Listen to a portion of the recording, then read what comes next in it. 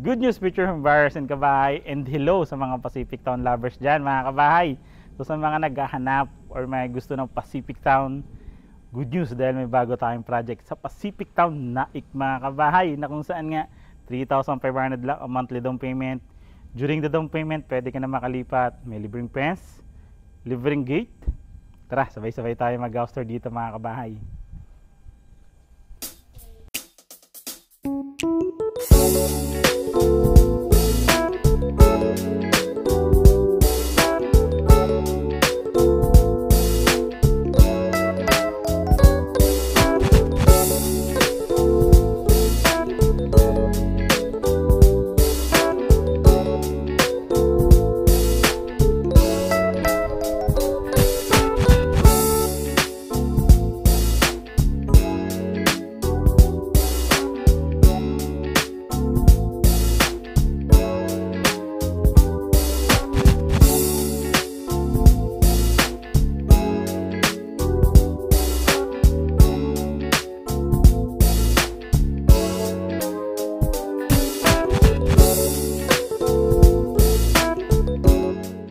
So yun nga mga future home buyers and Pacific Town lovers, again, before tayo mag-house tour again, I'm Randy Salvador.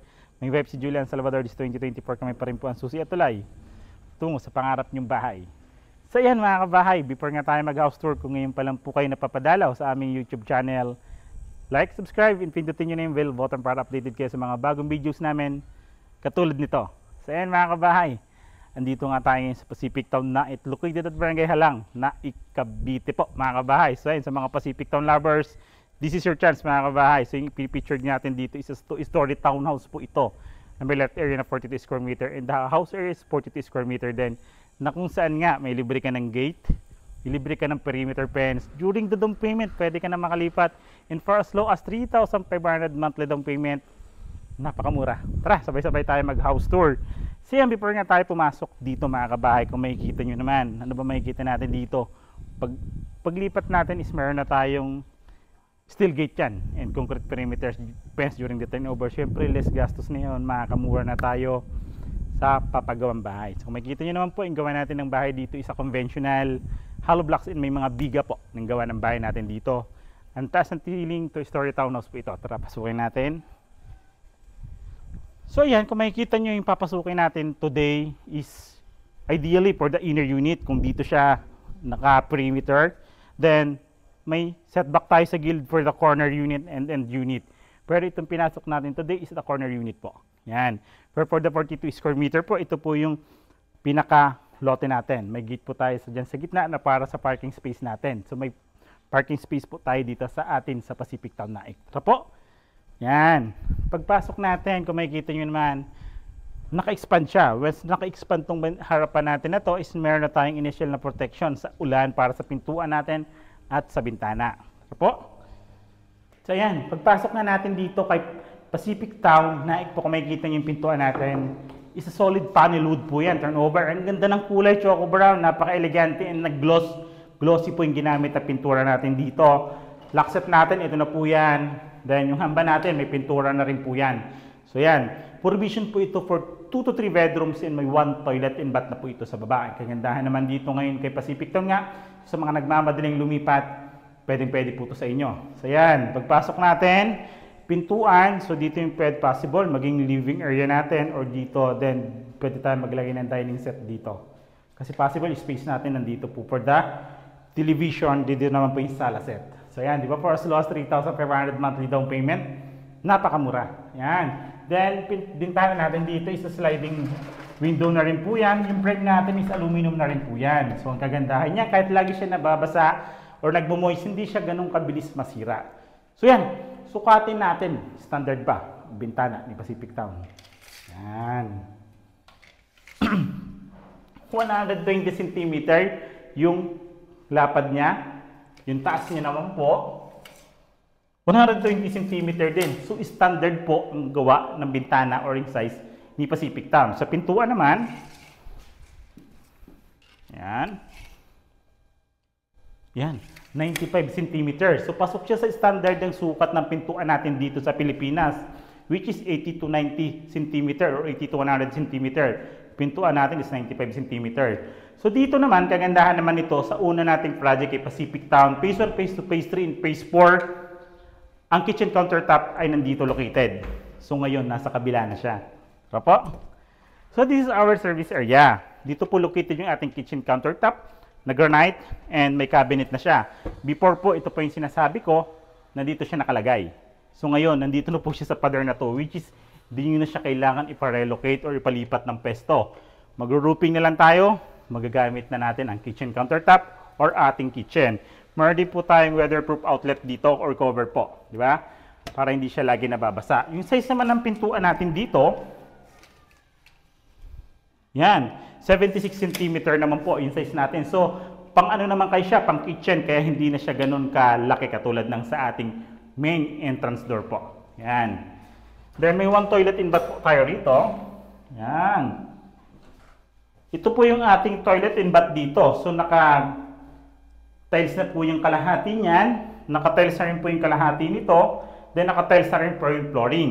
Then complete toilet pictures na rin po ito during the turnover. From lavatory, water closet, soap holder, and tissue holder po. Diba? Kasama niyan, may outlet na rin po tayong weatherproof outlet dito or na may cover po. May cover po kasi siya. So, pwede natin siyang gamitin for the heater. Like for example, maglalagay tayo ng heater. Then, ceiling natin is hard deflex na rin po yan. Diba? Yung size ng CR natin dito, yan. Yung lapad po is 1.3 meters.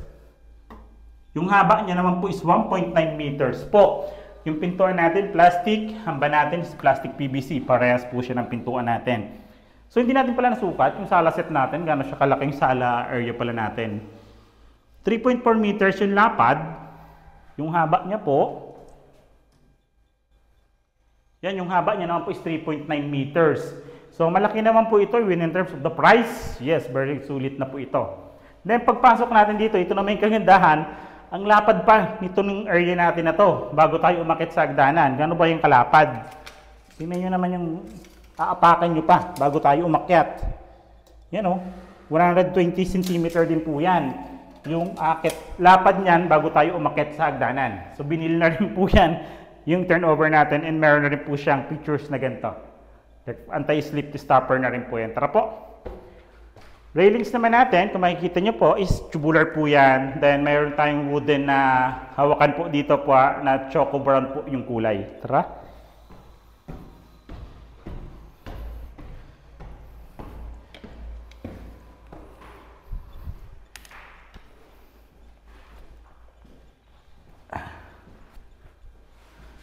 So yan mga picture buyers, nasa second floor naman po tayo ngayon. Dito nga po ang katulad ng sabi ko is kaya po dito 3 bedrooms sa taas po, di ba? Then bintana naman natin dito isa, dalawa, tatlo. Kaya kung maglalagay tayong 3 bintana is well ventilated po siya. Then pag-akit natin ng bintana ay ng pintuan ay ng hagdanan, may 2 awning type window po tayo rito. Then glass po dito sa ilalim. Source of natural light natin yan and ventilation natin. Before po kasi is source of natural light lang to. Nakasarado po yan ngayon o 2 awning type window na po. Yan. Pag-akit natin dito, ito naman yung bintana natin. So yung bintana natin is sliding window din po yan. Aluminum frame. Yung sukat niya. Yan. 120 cm din po. So standard din po siya. Like for example, mag-partition tayo rito. Yan. May 2 outlet na po nakaabang sa isang bedroom. Then 2 outlet din po sa second bedroom na nakaabang. Meron pa tayong outlet for the window type aircon po or for the aircon. Then yung mga electrical switches naman natin, ito, naka-ready na po yan. Like for example, mag-partitions tayo rito, ikakasa na lang po natin yan. So nakaabang na rin po yan. Ceiling natin po is a hard deflex naman po yan. Yan. Handa? So yan, may bintana pa tayo rito. Kaya po. Kung 3 aircon po gusto nyo palagay dito, pwede naman po. Or 2 aircon, kaya naman po dito. Ngayon, sukatin pala natin yung haba. Yan. Yan. Yung kahabaan niya po, simula doon hanggang dito is 6.2 meters. Yung lapad niya naman po, yan. Yung lapad niya naman po is 3.9 meters. So, yan po yung second floor natin na kaya natin maglagay ng 3 kwarto nga po. Then, kung makikita nyo naman kasi, may space pa nga tayo dito sa harapan. Like for example, magpaparenovate tayo, pakita natin misis. Yan. Diba? Kung gusto natin magpa-renovate, yan, pwede pa tayo, may future expansion pa tayo. Kasi yung laki pa po nung nasa harapan nating space, na yung parking space natin. Lagyan natin ng roofing or slab in the future. Pwede, di ba? Ganda to. Sa Naik po ito mga kabahay. So sa mga naghahanap sa Naik ng Pacific Town, this is your chance mga kabahay. So magkano nga ba si Pacific Town Naik? Magkano nga ba yung price ni Pacific Town Naik? Tara po, pag-usapan natin. So yan mga picture home buyers and kabahay and mga Pacific Town lovers. So nakita na nga natin itong picture nating two-story townhouse dito sa Naik, which is Pacific Town Naik mga kabahay. So magkano nga ba ang price na pinipicture natin today si Pacific Town Naik? So ayan, available pa rin po ito through Pag-ibig Financing mga kabahay sa pinipicture natin. Again, ipa-flash ko po dito sa screen. Sa side ko po yung computation ng Pag-ibig Financing from total contract price reservation, down payment, monthly amortizations in the required income. So ayan, di ba? So welcome na welcome po dito mga kabahay ang mga kaibigan nating VA, freelancers, OFW, government employee, local employed. Welcome na welcome po tayo dito sa Pacific Town. So ayan mga picture home buyers, kung ngayon pa lang kayo napapadaan sa aming YouTube channel, hit like, subscribe, pindutin nyo rin po yung bell button para updated kayo sa mga bagong videos namin katulad nito. Again, mga picture home buyers, this is Randy Salvador. Ngayon up si Julian Salvador this 2024. Kami pa rin po ang susi at tulay tungo sa pangarap niyong bahay. Bye!